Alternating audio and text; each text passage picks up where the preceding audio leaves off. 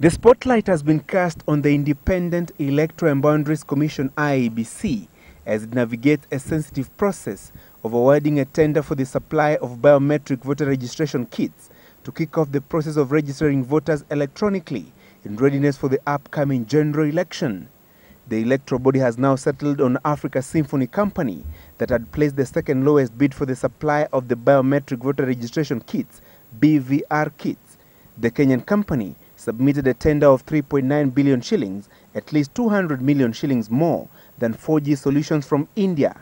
The Indian company had placed a 3.7 billion shillings bid for the same supply, making it the lowest among the four shortlisted companies. However, the Indian company's bid hit a snag after integrity and procedural issues were raised, triggering a split in the commission.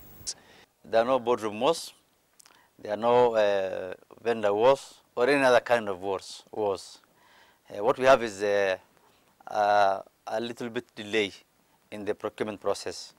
IEBC Chief Electoral Officer James Oswago preferred the Indian company 4G Identity Solutions. However, the tendering committee raised questions on the company's integrity and ability to deliver. The committee preferred to award the tender to Festech from South Africa that had placed a 4.63 billion shillings bid, insisting that it had successfully implemented similar projects in Namibia, South Africa, Mozambique, Sierra Leone, Lesotho and Sri Lanka. However, Oswago wrote to the procurement authority seeking advice on the laid-down procedures on awarding tenders to companies that had placed bids that were higher than the budgetary allocations. This prompted the resignation of the tendering committee, chaired by the Commission's legal director Praxidis Tororei. In its place, Oswago appointed a 7-member committee, chaired by the Commission's Director of Civic Education and Electoral Operations, Immaculate Jenge Kasaiti, to steer the tendering process. It is the Kasaiti team, in consultation with the Commission's Evaluation Committee, that resolved to award the multi-billion shillings tender to Africa Symphony.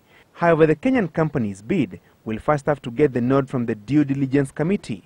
A financial analysis report on the 4 shortlisted companies, prepared by the IEBC finance manager, who was a member of the tendering committee that resigned in controversial circumstances, indicates that though Africa Symphony Company had shown a steady growth in revenue in the last 2 years, it had cumulative sales of $42.4 million or 3.6 billion shillings, a figure that was less than the tender bid of $47.5 million or 3.9 billion shillings it had made.